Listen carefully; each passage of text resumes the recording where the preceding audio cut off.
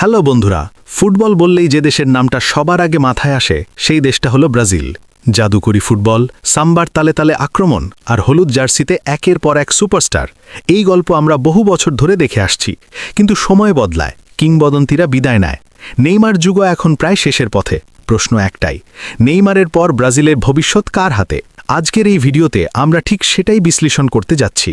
Anthony, Richarlison, Gabriel Martinelli এবং Gabriel Jesus, এই চারজন তারকা কিভাবে নিজেদের ক্লাবে পারফর্ম করছে, নতুন কোচ কার্লো আনচেলোত্তি তাদের নিয়ে কি ভাবছেন, আর 2026 সালের বিশ্বকাপে তারা ব্রাজিলকে কতটা দূর নিয়ে যেতে পারে, সবকিছু বিস্তারিতভাবে জানব আজকের এই ভিডিওতে।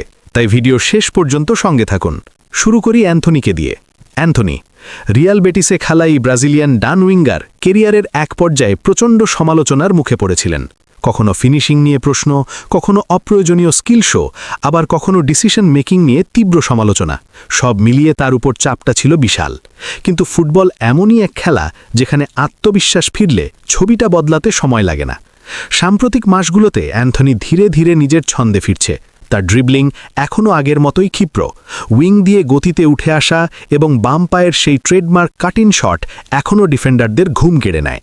হ্যাঁ, ফিনিশিং আর শেষ মুহূর্তের সিদ্ধান্ত নেওয়ার জায়গায় এখনও উন্নতির সুযোগ আছে। কিন্তু কার্লো আনচেলোত্তি অ্যান্থনিকে নিয়ে আশাবাদী, কারণ আনচেলোত্তি জানেন এই ছেলেটা যদি মানসিকভাবে মুক্ত হয়ে খেলতে পারে তাহলে ব্রাজিল দলের ডান উইঙ্গে সে হতে পারে একেবারে আগুন ঝরা অস্ত্র, যাকে থামাতে প্রতিপক্ষকে 2-3 জন ডিফেন্ডার নামাতে হবে। এবার আসি রিচার্লিসনের কথায়। টটেনহ্যামের এই ফরওয়ার্ডের কেরিয়ারটা যেন এক রোলার কোস্টার। কখনো দুর্দান্ত গোল, কখনো ইনজুরি, কখনো মানসিক চাপ, সব কিছুর মধ্য দিয়েই তাকে যেতে হয়েছে। কিন্তু একটা জিনিস কখনো বদলায়নি, সেটা হলো তার ফাইটিং মেন্টালিটি। মাঠে সে কখনো হাল ছাড়ে না।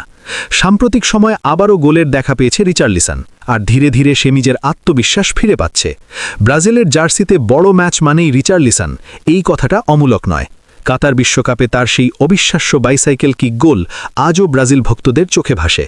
আনচেলোত্তি রিচার্লিসনকে শুধু একজন গোল স্কোরার হিসাবে দেখছেন না, তিনি তাকে একজন অলরাউন্ড স্ট্রাইকার হিসাবে ভাবছেন, যে সামনে থেকে প্রেস করবে, ডিফেন্ডারদের ব্যস্ত রাখবে এবং প্রয়োজনে উইঙ্গেও খেলতে পারবে। 2026 সালের বিশ্বকাপে যদি রিচার্লিসন ফর্মে থাকে তাহলে ব্রাজিলের আক্রমণ ভাগে প্রধান ফিনিশারের ভূমিকায় তাকেই দেখা যেতে পারে। এবার কথা বলি গ্যাব্রিয়েল মার্টিনেলিকে নিয়ে। আর্সেনালের এই তরুণ তারকা বর্তমানে ইউরোপের সবচেয়ে দ্রুতগতির এবং ধারাবাহিক উইঙ্গারদের একজন। তার খেলায় আধুনিক ফুটবলের সব উপাদান আছে: গতি, প্রেসিং, ডিফেন্সে ফিরে আসা এবং সুযোগ পেলে সরাসরি আক্রমণ। মিকেল আর্টেটার অধীনে মার্টিনেলি এখন অনেক বেশি পরিণত একজন ফুটবলার। শুধু আক্রমণ নয়, দলগত ট্যাকটিক্স বোঝার ক্ষেত্রেও সে এখন অনেক এগিয়ে। ব্রাজিলের বাম উইঙ্গে অবশ্যই ভিনিসিয়াস জুনিয়রের মতো সুপারস্টারের উপস্থিতি আছে, কিন্তু মার্টিনেলির বড় শক্তি হল তার ডিফেন্সিভ অবদান আর ট্যাকটিক্যাল ডিসিপ্লিন। এই কারণেই কার্লো আনচেলোত্তি তাকে ভীষণ পছন্দ করেন।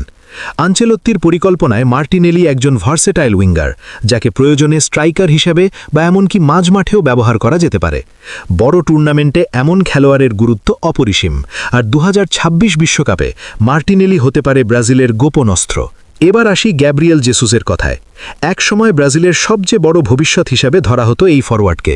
ম্যানচেস্টার সিটি থেকে আর্সেনালে আসার পর তার ভূমিকা বদলেছে, কিন্তু তার ফুটবল বুদ্ধিমত্তা আর টেকনিক এখনও বিশ্বমানের।